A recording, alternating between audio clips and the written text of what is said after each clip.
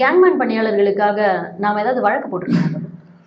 Gangman பணியாளர்களுக்கு நம்ம வந்து ரெண்டு வழக்கு போட்டிருக்கோம்.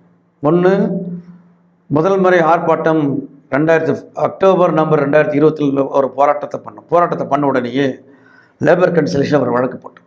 அதான் ஏற்கனவே சொன்னேன். அந்த கன்சல்டேஷன் ஃபெயிலியர் ரிப்போர்ட் போட்டு அரசாங்கத்துக்கு போச்சு. அரசாங்கத்தை மட்டும் வரல. வந்த உடனே லேபர் கோர்ட்டுக்கு நம்ம போயிருப்போம். வந்துருந்தால் உடனே பெருவண்ண வரல. ஒன்று.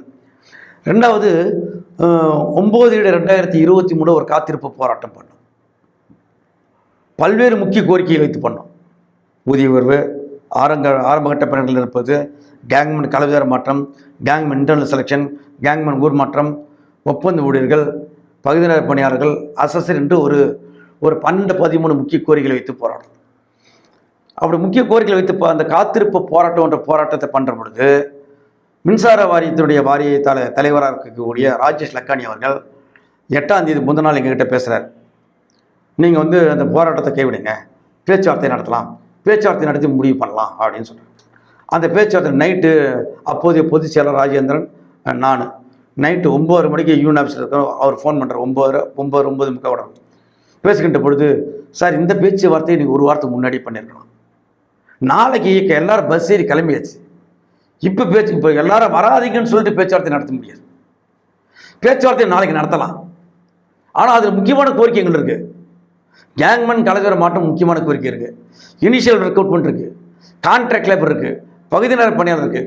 எதையுமே நீங்கள் செய்யாத, ஏற்கனவே கலவையார மாற்றம் என்ற ஃபைல் கோப்பு உங்ககிட்ட வந்து டைரக்டர் டிஸ்ட்ரிபியூஷன் இருக்கக்கூடிய அவங்கக்கிட்ட கோப்பு நீங்கள் சில காரணங்களை கேட்டு திருப்பி அனுப்புனீங்க. திருப்பி அனுப்புகிற கோப்பு பெண்டில் அப்படி நிற்குது. எந்த கோரிக்கையும் நிறைவேறாத பொழுது இந்த போராட்டத்தை எப்படி நாங்கள் தள்ளி வைக்க முடியும் என்று நாங்கள் எங்களால் முடியாதுன்னு சொல்லிட்டோம். நைட்டு 10 வரையும் பேசுகிறார். இந்த போராட்டம் நடந்தே தீரும், நாளைக்கு பேசலாம், ஆனால் போராட்டம் நடக்கும் என்று சொன்னோம். அந்த அடிப்படையில் தான் அந்த போராட்டம் நடந்தது. அதற்கு பிறகு வாரிய தலைவர் நைட்டு 12 மணிக்கு நம்ம போர்டு கவுன்சில் கூப்பிட்டு இந்த போராட்டம் நடக்கக்கூடாது என்று சொல்லி நீதிமன்றத்தில் வழக்கு போட்டு அப்படியே பெஞ்சு நேராக கொண்டு போய் ஸ்டே வாங்குவதற்கு நடவடிக்கை எடுத்தார். வழக்கு 10:30 வருது. பாஸ் ஓவர் கேட்குறாங்க. 2:15 பாஸ் ஓவர் வருது. 2:15 வழக்கு வருகின்ற பொழுது அவங்க போர்டு தரப்பில் ஆர்கியூ பண்ணுறார் கவுன்சிலு. 8000 பேர் வந்துட்டாங்க. தமிழ்நாடு முழுக்க 8000 பேர் வேலை செய்யலை, ஸ்ட்ரைக் பண்ணுறாங்க. ப்ராப்பராக நோட்டீஸ் கூட கொடுக்காததால் இந்த மின்சார வாரியத்துடைய சேவை நுகர்வோருக்கு பாதிக்குது, சப்ளை கொடுக்க முடியல என்று போர்டு சைடில் ஆர்கியூ பண்ணுறாங்க. நாம் வைகை அட்வொகேட் வச்சுருந்தோம். அவங்க ஆர்கியூ பண்ணுறாங்க, 8000 பேர் வேலைக்கு போகல என்பதனால் நீங்கள் வந்து பாதிக்கப்படுதுன்னு சொல்கிறீங்களே, 30,000 வேக்கெண்ட் ஆரம்பகட்ட பணியிடங்கள் இருக்குது. இந்த 30,000 பேர் நீங்கள் ரெக்ரூட் பண்ணலையே, இந்த 30,000 பேர் வேலை யார் செய்கிறது? அதனால் நிர்வாகம் பாதிக்கலையா என்று இவங்க கவுண்டர் அட்டாக் பண்ண பிறகு அவங்க கேட்குறது சரிதானே, அதுக்கு உங்கள்கிட்ட பதில் இருக்குது என்று ஜட்ஜி கேட்குறார். ஜட்ஜி நாகார்ஜுன ராவ் கேட்குறார். கேட்ட பிறகு உடனடியாக இனிஷியல் லெவல் ரெக்ரூட்மெண்ட் பண்ணுறதுக்கு நடவடிக்கை எடுங்க, கேங்மெண்ட்டு கலவையார போடுவதற்கான நடவடிக்கை எடுங்க, பேச்சுவார்த்தை உடனே நடத்துங்க, தொழிற்சங்கத்தை பேச்சு உடனே கூப்பிடுங்க என்று சொல்லி தொழிற்சங்கம் நீங்கள் வந்து அந்த போராட்டத்தை அவங்க பேச்சுவார்த்தை கூப்பிடுவாங்க, அதன் அடிப்படையில் போராட்டத்தை நீங்கள் கைவிடுங்க என்று நம்ம கேட்டுக்கொண்டதற்கு இணங்க அந்த வழக்கு முடிச்சிருக்கணும். வழக்கு முடியல போனோம். வழக்கு மெயின் கேஸ் பெண்டிங் இருக்கு. அன்றைக்கு அந்த ஸ்டே இருக்கும். அப்பொழுது ஸ்டே நிர்வாகத்தினர்கள் ஸ்டே கொடுக்கல.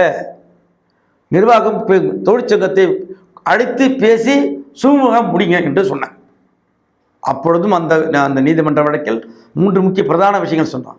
1, இனிஷியல் ரெக்ரூட்மெண்ட். 2, கேங்மெண்ட் கலவையார மாற்றம். 3, ஒப்பந்த ஊழியர்கள் பணி நிரந்தரம், அசஸர் என்று 12-13 கோரிக்கை இருக்கு. இந்த 4 கோரிக்கைகளை முன்வைத்து அந்த பேச்சுவார்த்தை வாரிய தலைவரோடு நடந்தது. அப்போ வாரிய தலைவர் என்ன சொன்னார், நான் இந்த விஷயம் இறந்து செய்கிறேன், ஒரு கமிட்டி அமைக்கிறேன், கமிட்டி அமைத்து உங்கள் பிரச்சனை தீர்த்து வைக்கிறேன் என்று அப்பொழுது இந்த வாரிய தலைவர் ராஜேஷ் லக்கானி அவர்கள் சொன்னார். அவ்வளோதான். ஆனால் எதுவும் நடக்கலை. ஒவ்வொரு இயக்கத்திலும் போராட்டத்திலும் ஒவ்வொரு நீதிமன்ற வழக்கிலும் நம் கேங்மேன் பணியாளர்களையோ ஒப்பந்த ஊழியர்களையோ இனிஷியல் ரெக்ரூட்மெண்ட்டையோ விட்டு கொடுத்ததே இல்லை என்ற வரலாறு தான் மின்னூடி மத்தியம் பெண் வரலாறு என்பதை நமது தோழர்கள் புரிந்து கொள்ள வேண்டும்.